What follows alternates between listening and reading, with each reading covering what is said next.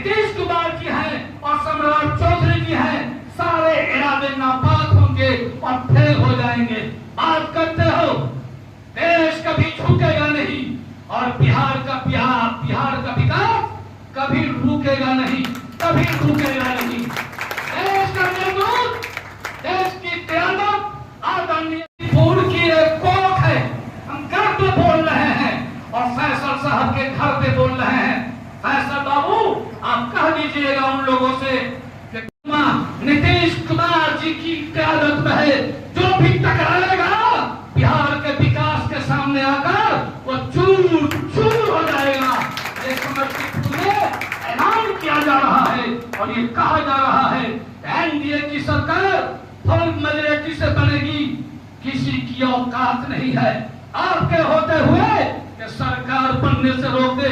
सरकार बनने जा रही है, एनडीए 225 पार करने जा रही है।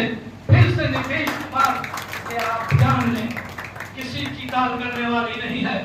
आरजेडी का सुपड़ा साफ होने वाला है, कांग्रेस लापता हो जाएगी, उनके गठबंधन के नेता समाप्त हो जाएंगे और अपोजिशन में बैठने के लायक नहीं रहेंगे।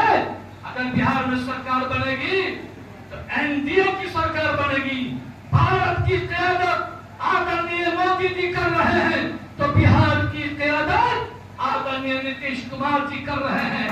केंद्र में सरकार एनडीए की है और बिहार में भी सरकार एनडीए की है। बगल में सुनने वाले अगर कोई विरोधी दल के लोग मेरी बात को सुन रहे हैं तो वो कान खोल कर सुन लें। फिर सरकार एनडीए की होगी। हम कहेंगे अब की बार, कहिएगा एनडीए सरकार, अब की बार, अब की बार, फिर एक बार, फिर एक बार। मैं आपसे कहना चाहता हूँ, एक नारा लगाओ आप सब लोग, जो प्यारा नारा है, बोलिए नीतीश कुमार जिंदाबाद, नीतीश कुमार जिंदाबाद, सम्राट चौधरी जिंदाबाद, विजय सिन्हा जिंदाबाद, नरेंद्र मोदी जिंदाबाद, अमित शाह जिंदाबाद, नित्यानंद राय जिंदाबाद, दिलीप जायसवाल जिंदाबाद, जीतन मांझी जिंदाबाद, चिराग पासवान जिंदाबाद, अमरनाथ कुशवाहा जिंदाबाद, एनडीए का गठबंधन जिंदाबाद, फैसल अहमद जिंदाबाद, रुमान अहमद जिंदाबाद, कासिम मंसूरी जिंदाबाद और हमारी पूरी सभा जिंदाबाद। भारत माता की जय। बहुत बहुत धन्यवाद काजी साहब, आपने अपना कीमती समय जो है निकाला और खासकर धर्मपुर में आकर के आपने जो संदेश दिया हम आपको, खासकर जो युवा, यहाँ लोग भी बैठे हुए सब युवा ही यहाँ बैठे हुए हैं और मैं कह देना चाहता हूँ कि बदलाव निश्चित है, बदलाव होगा और बिहार में एक बार फिर से एनडीए सरकार और मैं एक बार फिर से तुफैल कादरी साहब और पार्टी के जो भी हमारे सामाजिक और संगठन के जो भी है सब का मैं आभार व्यक्त करता हूँ। बहुत बहुत धन्यवाद और जो भी लोग आए हैं नाश्ता करके जाएंगे। बहुत बहुत धन्यवाद, शुक्रिया। अब मैं चाहूंगा हमारे शकील अहमद साहब, तुफैल अहमद कादरी साहब को जो है सम्मानित कीजिए, इनको गमछा पहनाइए, इनको आप ताली ताली बजाइए आपको।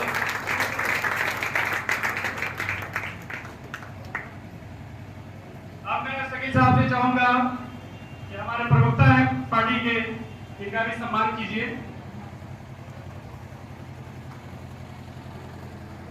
नौशाद साहब को, नौशाद साहब हैं।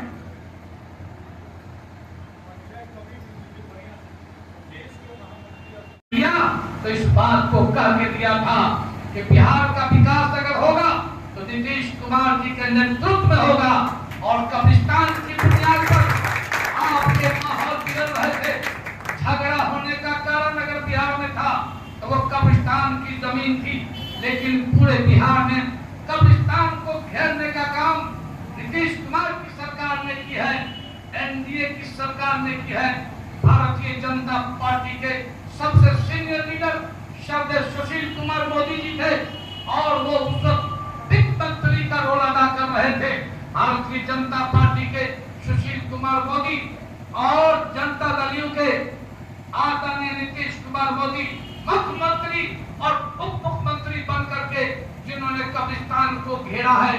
देश का पहला राज्य है, देश का पहला राज्य है कि उस राज्य में केवल कब्रिस्तान की घेराबंदी हुई है तो वो केवल और केवल बिहार है, कोई दूसरा राज्य नहीं है। मैं आपसे कहना चाहता हूँ, लालू प्रसाद के राज्य में बिहार के तमाम मदरसा के शिक्षक जब अपने वेतन को मांगने जाते थे तो लालू जी की सरकार में, जबकि पति पत्नी ये दोनों सरकार चला रहे थे और हमारे मदरसा के शिक्षक जब अपना वेतन मांगने जाते थे तो उस पीरियड में हमारे मदरसा के शिक्षकों पर लाठी डंडा का बौछार होता था, अपमानित शिक्षक होते थे। लेकिन जब से नीतीश कुमार जी और सुशील कुमार मोदी जी की सरकार आई तो सबसे पहले आसमान छूता हुआ वेतन अगर मिला है तो एनडीए की सरकार में माइनॉरिटी का मदरसे को मिला है। मैं अगर आपसे ये कहूं कि वफादारी अगर निभाना है तो एनडीए के साथ निभाना होगा, और अगर एनडीए के साथ वफादारी रहेगी तो जो विकास का धारा बढ़ रहा है उसमें कोई माई का रुकावट पैदा नहीं कर सकता है। यह स्पष्ट मैं कहना चाहता हूँ। एनडीए की सरकार में विकास सबका हुआ है। आज कांस्टेबल की बहाली हो रही है, उसमें भी मुसलमान बहनों की भागीदारी है। कहीं पर एनडीए की सरकार ने बेईमानी नहीं किया है, अमानत में खयानत नहीं किया है। टीचर की बहाली हो रही है, उसमें भी एनडीए की सरकार। मैं आपसे कहना चाहता हूं, नीतीश कुमार जी एनडीए के अगुवा हैं तो भारतीय जनता पार्टी की तरफ से सम्राट चौधरी जी हैं और विजय कुमार सिन्हा जी हैं और दिलीप कुमार जायसवाल जी हैं। इन तमाम की निगरानी में यह सरकार बनी है और सरकार चल रही है। विकास अपनी गति को प्राप्त कर चुका है और बिहार आज सम्मानित हो रहा है। मैं आपसे कहना चाहता हूँ, भारत का पहला राज्य बिहार है, जिस राज्य में यह स्पष्ट हो गया है कि अगर प्रेम युक्त अगर कोई राज्य है तो वो बिहार होगा और नफरत मुक्त अगर कोई राज्य है तो वो बिहार होगा। बिहार की धरती पर अब कोई नफरत फैला नहीं सकता। तेजस्वी चाहता है कि बिहार में नफरत का खेती किया जाए, लेकिन तेजस्वी से कहा जाए, तेजस्वी तुम बिहार में हिंदू और मुसलमान का दंगा कराने में कभी कामयाब नहीं हो सकते हो। तुम्हारे बाप कामयाब नहीं हुए, तुम्हारी मां कामयाब नहीं हुई। हिंदुस्तान जिंदाबाद, हिंदुस्तान जिंदाबाद, हिंदुस्तान जिंदाबाद। आज हम लोगों के बीच में भारतीय जनता पार्टी के प्रदेश के महामंत्री जनाब नौशाद साहब और प्रदेश के प्रवक्ता मोर्चा के जनाब रुमान साहबी साहब, जिला के अध्यक्ष कासिम मंसूरी साहब और हम सबके इस जिला के महबूब नेता, समाज का हर अभिन्न अंग अपने आप को स्थापित करने वाले हम सबके छोटे भाई फैसल साहब और हमारे मंच पर बैठे हुए तमाम उलमाए किराम और नेतागण, हम आपके बीच में सिर्फ ये कहने आए हैं कि ये जो कांस्टेबल बैठी है ये आपके सुरक्षा के लिए है। तो देश में जब पुलिस कांस्टेबल आपकी सुरक्षा करती है तो आप भी उसका सम्मान करते हैं। ये देश की अपनी परंपरा है, अपनी रीति है और उसी रिवाज के अनुसार हम सब अपने जीवन को इसी प्रकार से इस देश संस्था से जुड़े हुए हैं उनसे गुजारिश करूंगा, आपका नाम बहुत धन्यवाद। अगर आप आए जैसे अगर आप इस कार्य से जुड़े हैं तो उनसे गुजारिश करता हूँ कि मदरसा के जो खस्ता हालात बिहार के अंदर पाए जा रहे हैं या आइम्मा मसाजिद के जो हालात हैं, इस पद पर रहते हुए आपसे गुजारिश करता हूँ कि आप उसका की तरफ भी ध्यान देंगे और मदरसे की तालीम और तरक्की के लिए, मस्जिद के लिए जो आपसे बन हो सके आप अपने स्तर पर कार्य करेंगे। बहुत बहुत शुक्रिया। आप लोगों को कहीं से कोई क्षति पहुंचा, क्योंकि मैं खुद आरएसएस का स्वयंसेवक हूँ और स्वयंसेवक को समझते हैं तो आरएसएस का स्वयंसेवक होता है, फिर भी आप लोगों के साथ हिल मिल के रहता हूँ। फैसल जी के यहाँ हर पर्व में मैं आता हूँ। सोच सकते हैं कि क्या मेरा विचार है। ठीक है, धन्यवाद। बहुत शुक्रिया डॉक्टर सुनील जी।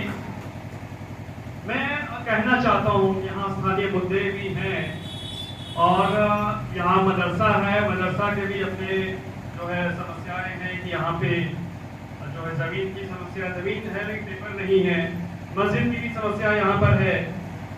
तो हमारे हजरत हैं, गौसिया मस्जिद के इमाम हैं, हमारे स्थानीय गौसिया मस्जिद है रास्ते में, तो इन्होंने भी अपनी बातें कही कि बच्चों के साथ भी काफ़ी प्रॉब्लम हो रहा है, जो इनको देखने को होता है, जो भी समस्याएं हैं। तो हमने इनको कहा कि आप एक एप्लीकेशन बना करके आदरी जी, हमारे छोटे भाई फैसल जी, मंच पर मनकासिम, बाकी सभी लोग, मदरसे से आए हुए बच्चे लोग, मैं आप सभी लोगों की तरफ से माननीय तुफैल अहमद कादरी जी का इस समस्तीपुर की सरजमी पे हार्दिक अभिनंदन करता हूँ। सबसे बड़ी बात है, हमसे पहले पूर्व प्रवक्ता बताए हैं, हम लोग इस से दूरी बना के रखते हैं। हम हिंदू हैं, हम मुसलमान हैं, हम सिख हैं, ईसाई हैं, ऐसा हम लोग नहीं सोचते। आपको बता दें, हमारे छोटे भाई फैसल जी के जो अभिभावक पिताजी थे वो हमारे गुरु रह चुके हैं। उनसे मैंने शिक्षा ग्रहण किया और उनसे मैं प्रभावित था। संयोगवश वो मेरे ग्रामीण नहीं, मेरे गांव में ही rural institute of higher studies है बिरौली, इसी